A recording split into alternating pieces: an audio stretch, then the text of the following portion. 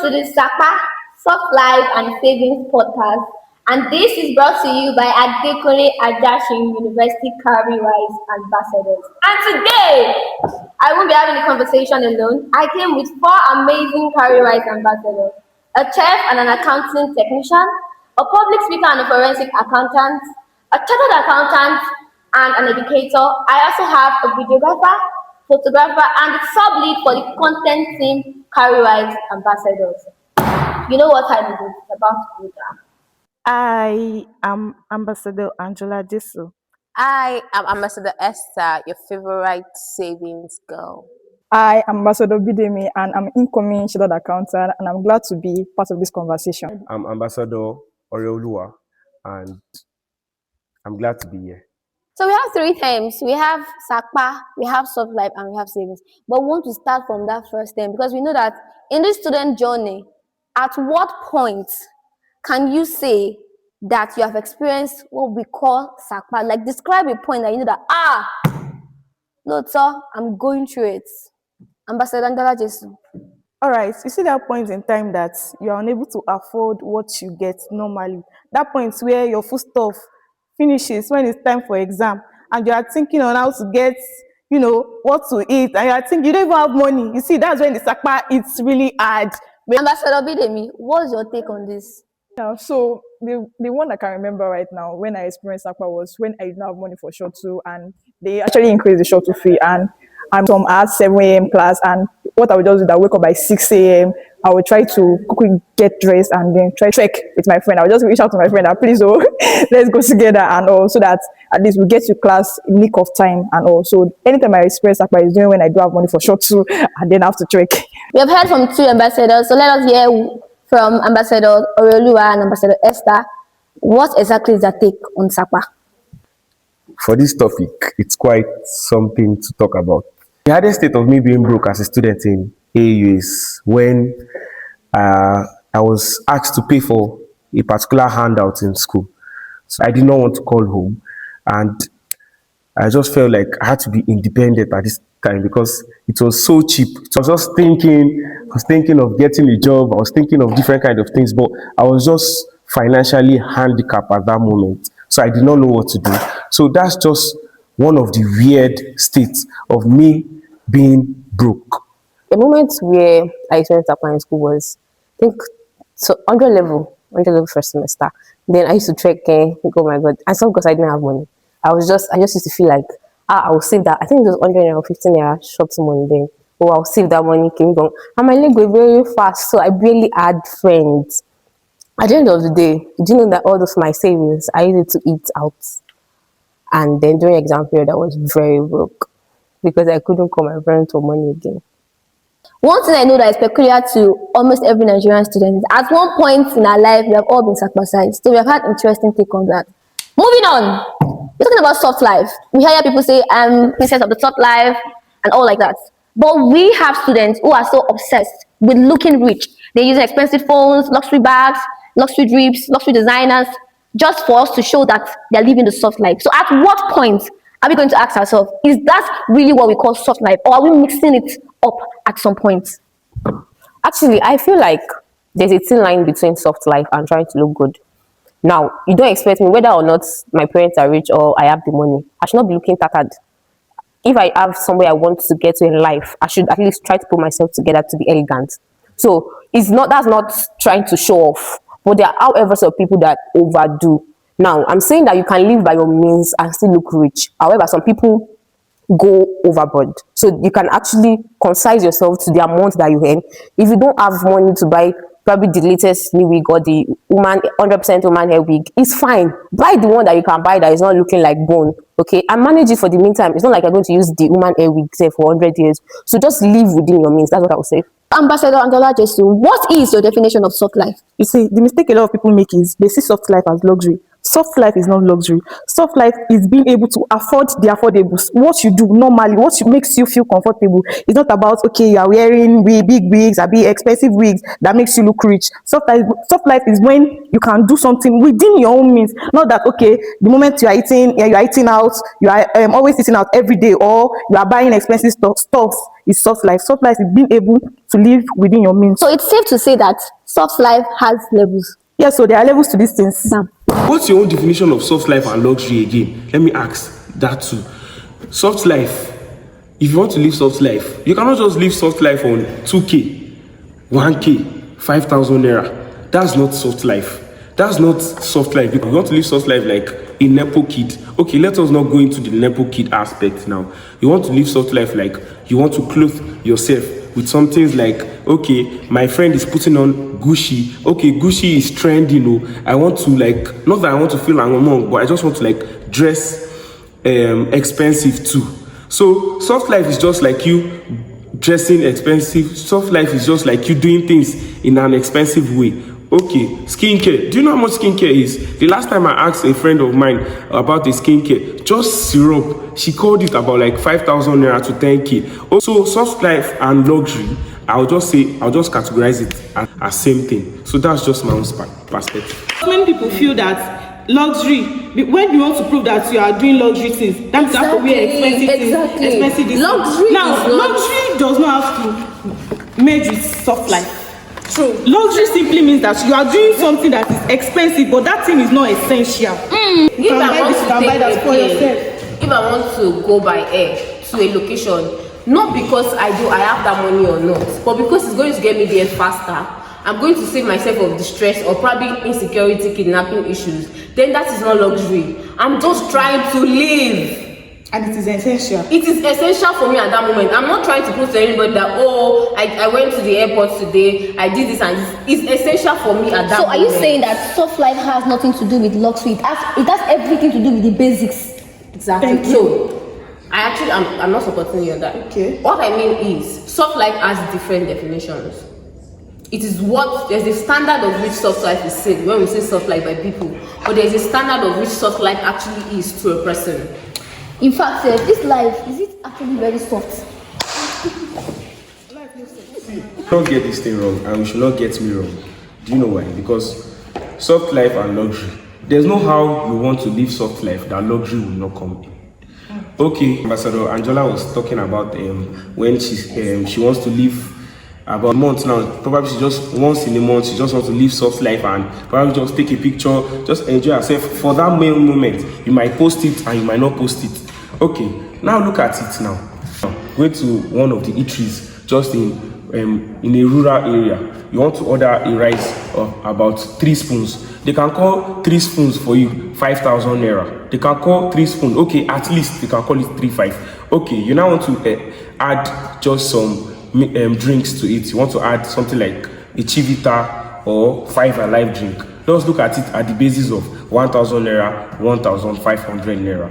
Okay, you have gotten this. Joining them together, that's about 6,000 naira max. That's about 6,000 naira max. And now you want to take a picture.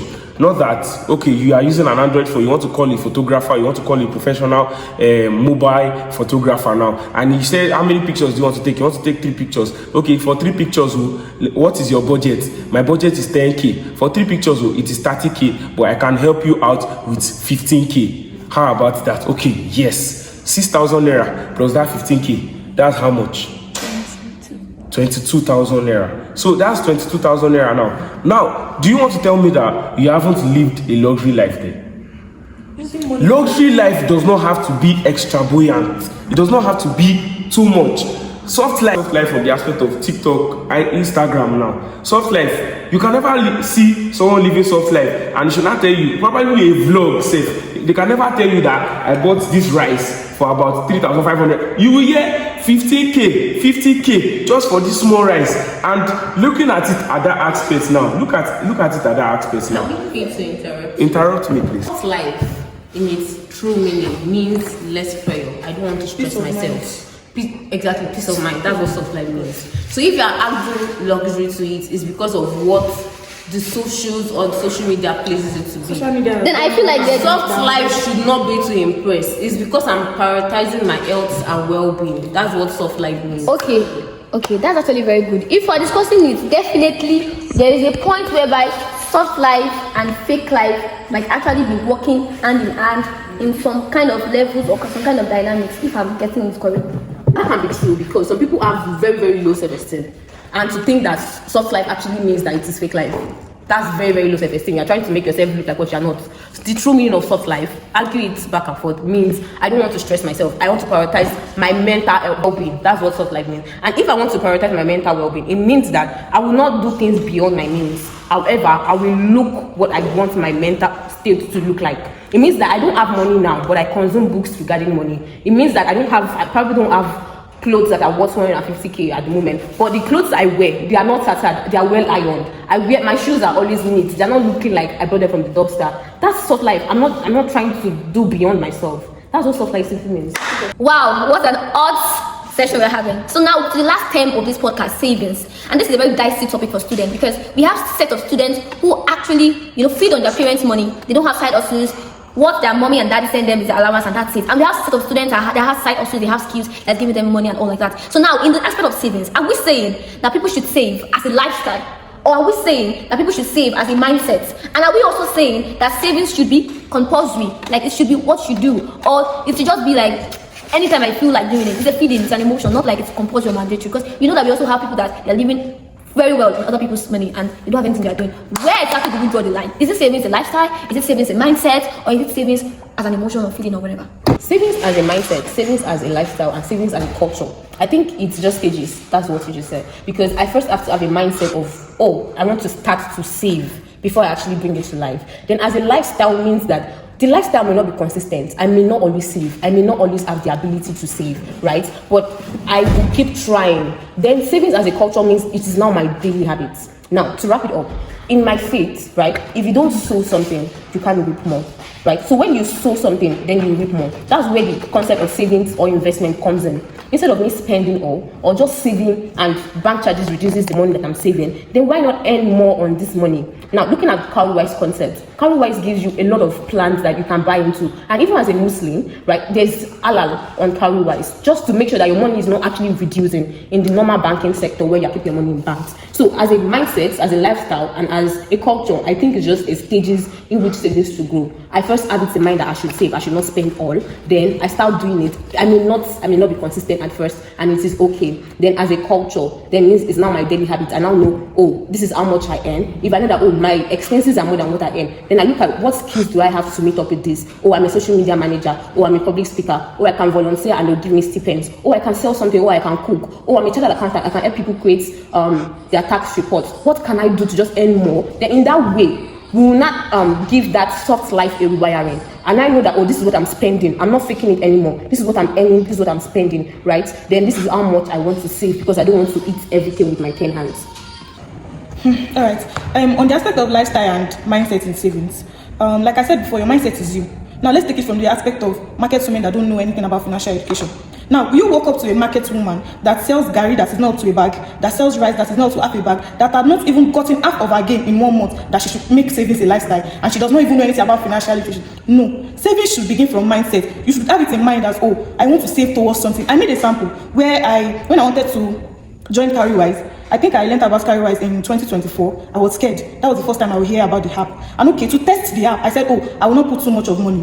Why? I had the mindset, I want to save. And I want to save for a purpose. Do we get it? So now, when I want to save for the money, I saved 9,000 naira. I didn't save much. I didn't do small, extra small, but I did something that, when I will withdraw the amount, I'll be able to use it for something meaningful. And I had it at the back of my mind, this 9,000 naira I want to drop here. If I'm able to withdraw this money and they don't scam me, I will use my money to get basic tops. And at the end of the day, I withdrew my money in March and I was able to get those tops. What do you feel about this? This was the mindset I had and it became the lifestyle I wanted already. Do we get it?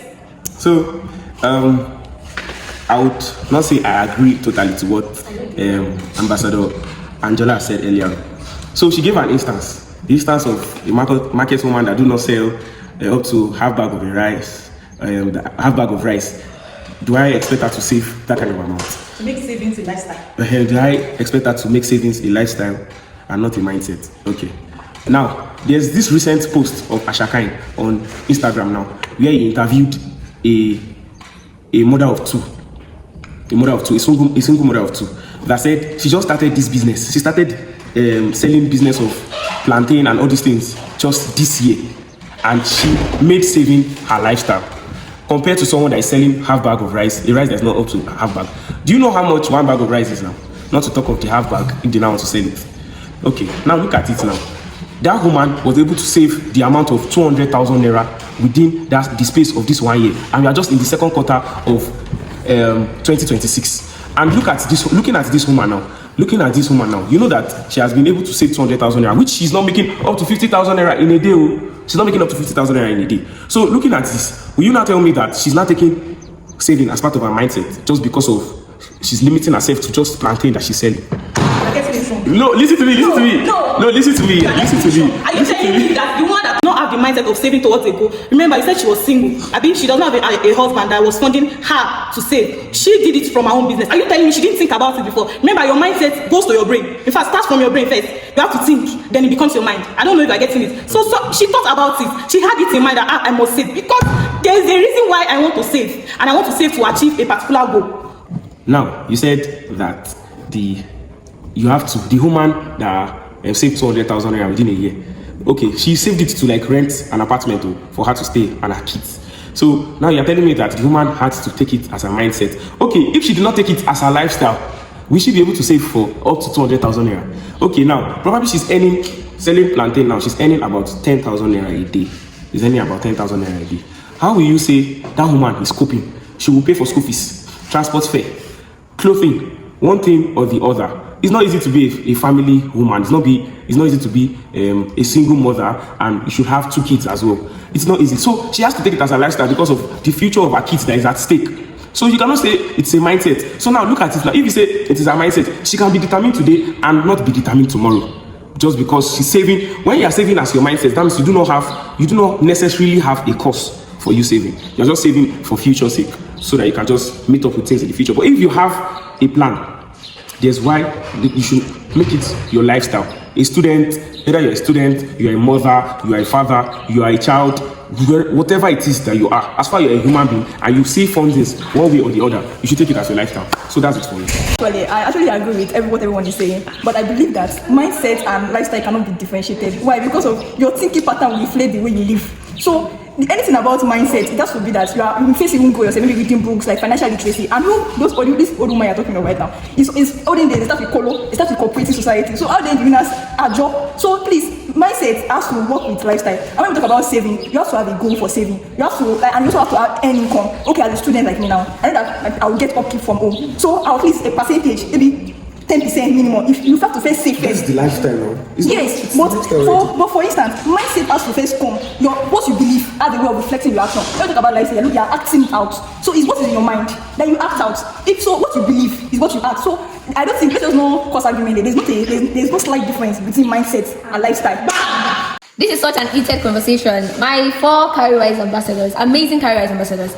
Yes, we are down to the next question. Ambassador Esther, Ambassador Adekunle Ajasin, Ambassador Praise, and Ambassador Bidemi. So what's one financial advice that you would have given to your younger self? Maybe a mistake, an advice that you think you should have not done. For example, for me right now, I did a lot of contribution, a job, instead of me to actually imbibe savings. But a job was actually fast-tracking some things and putting me into like debt or making me feel like I need to go the traditional way, not knowing that we are now modernized and all like that. That's what I did when I was young. In fact, I actually did a job or savings with someone I've never met before on Facebook.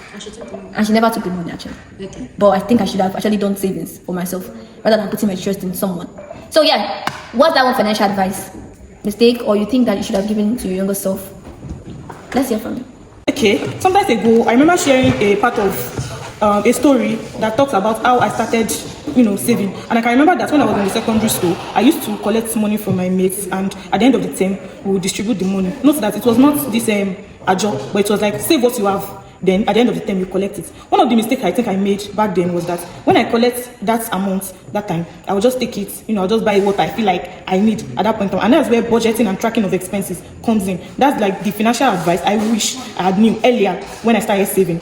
Okay, I think one financial advice I would have given myself when I was younger is knowing where all my money goes. Yes, I always have the money. Even if I don't have the money, okay, I can always call somebody, I can always reach out to somebody to get that money. But actually knowing where my money goes is one financial advice I think I would have given my younger self. Right now, I know how much I spend on gas every month. I know how much I spend on data. I don't just buy data when I am going to buy data. If that money finished that I've budgeted for buying that data, it's not me that will go to sponsor that data again. I know, okay, I have to buy how many bags of filter this month, how much is my TFA for the month, how much am I using to charge in the month. Then all of those expenses, I know where my money goes. And another thing that I do, but I think I would have taken into consideration is knowing what actually looks good for me.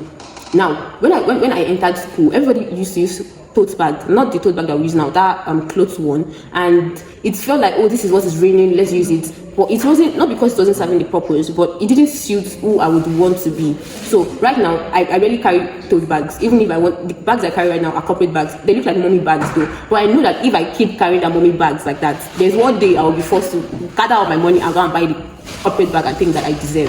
So knowing that, oh, this thing doesn't fit me, or this is the kind of dresses that fit me, corporate dresses, this is how much I think I should save on it, these are the color of jewelry that I think that fits me. Okay, let me, instead of buying 1,000 here, buy 1,000 here, why not just gather the money, save the money together, then buy, oh, I need one stud earring, I need one minimalist necklace and all of that. So knowing that, okay, this is, I'm not just buying because this person is selling this thing, then I just want, oh, I'm motivated to buy because she's my friend. No, I buy it because I need it. So there's no impulse buying anymore. Thank you. So one financial advice I would give to my younger self is to avoid impulse buying, because I remember that when I go, thank God for my dad, thank God for him training me, because I'm once someone like me, I love that anytime I see money, I just spend the money. But one thing I will tell my younger self, and that's what I'm even trying to do now, is that anytime money comes to my hand, always have plan for it, have budget for it, record your expenses. And now to my younger self, avoid impulse buying, so that immediately any money comes to my account, I must have a budget and able to track. Because recently I opened a app whereby I record my expenses every day and income. So at the end of the month, I'll look at where is my money going to. I remember I was like, this month I spend money on bread. I'm like, is it even healthy for me? So it's helped me to take my financial decisions. So to my younger self, budget more, avoid impulse spending, and also try to save more. Thank you. The advice I would give to my own younger self is, don't trust your gut. Because when I was younger, I'm this kind of person that I like some things that are not valuable, that are not important back then. Okay, now, for instance, now, the way we used to get our money to a 10-year-old child of when I was young then. So the way we used to get our money is that sometimes we have sometimes Christmas Eve, sometimes just some of our parents' friends come to visit us. Then we'll just they'll just say, these children, take this 1K, take this 2K, take this 500 naira. And then we did not have a bank back then. Then we just put it into our piggy bank, into our kolo. Then once we put it inside, then we just keep it. Then behind my parents' back, I will pick that money. I'll just be at home lonely. Probably I'm not doing anything. Then I'll pick the money and go and use it to buy things that I'm not supposed to buy. Sweet and petty things. So junks. The advice I will give to my own younger self is, don't trust your gut. Because if you trust your gut is telling you to go and buy sweet. So that's just it. As I said in the beginning of the podcast, this is brought to you by the Cowrywise ambassadors at Adekunle Ajasin University. And we already have 4 amazing ambassadors who have been spilling the tea, giving us back to back. Both. So now we want to ask them what their experience has been. How do they feel being Cowrywise ambassadors for the past 3 months? And I forgot to mention, I'm the campus lead for Cowrywise ambassador at Adekunle Ajasin University. So let's hear from them. My experience with Cowrywise so far has been, amazing, in the sense that there's no point in time that I do not learn new things through the organization. In the sense that even graphics that are being sent to the groups are educating. Even the campus lead, drops informative, educational talks or stuff into the group. And alongside that, being an ambassador, I've been able to talk to people. I've had that chances of talking to people about financial literacy. In fact, I advised a couple recently that, why don't you stay with Cowrywise? It will help you. Out of the 7K, can't you keep 15% per month since you have other sources of income? Being a Cowrywise so far, I can say that I have been able to pour back into people to educate them and to make them learn more about financial literacy. Actually, I would say that being a Cowrywise ambassador has been really a great thing for me, because I've learned a lot from the book review that we did, Eat the Frog, to the applaud of active members, and it has really been, enlightening, engaging. It has always been fun. People are active. Why? Because they are forced to do something, because they're actually learning from it, right? And I would say that being a part of Cowrywise itself has been more than a privilege. Some of our ambassadors had access to scholarship of recent, and it's a really encouraging thing, because just imagine they were never part of Cowrywise, they wouldn't have access to that kind of thing. So it is a really, really, really great thing to have been a part of Cowrywise. And personally, it's my 78 months on Cowrywise. Okay, so my experience for Cowrywise ambassadorship from the past 3 months has been amazing, in the sense that I've learned more about financial literacy, the programs they are bringing up, like about LinkedIn optimization. I was able to optimize my LinkedIn better, and also Cowrywise has taught me how to always check my email every day. Or normally I don't check my email, so thanks to Cowrywise for allowing me to check my email every day, the privilege for that. And also just thank for the platform to really connect with like-minded individuals having the same goal of financial literacy. That's has been my experience so far. Thank you. My experience so far as a Cowrywise ambassador, since last year that I joined, has been a whole lot. First of all, I've been able to get to know 1 or 2 people here. I've been able to join the content and media team to be able to boost up my skills as well. I've been able to relate with people. I've been able to connect with like-minded individuals, people that have the same goal, the same mindset of what I have to, not just like my mindset, but have a passion for a particular thing. So she said earlier about emails too. Yeah, I've been able to check my email from Timmy, from Ope, and there's another kind of person, but those are just the main names that I remember for now. And I've been able to learn how to join educational skills acquisition program. There was one that was held, I think last month, where it was not just AAUA ambassadors that was there, but there are some ambassadors from from AAUA and different Cowrywise ambassadors as well that came, and I was able to get to connect with individuals there. So that's just basically what I've been able to enjoy. Wonderful ambassadors, today we have come to the end of a very electrifying episode of SAPA Soft Life and Savings podcast powered by the AAUA Cowrywise ambassadors. It's featuring 4 amazing ambassadors with different perspectives, breathtaking perspective.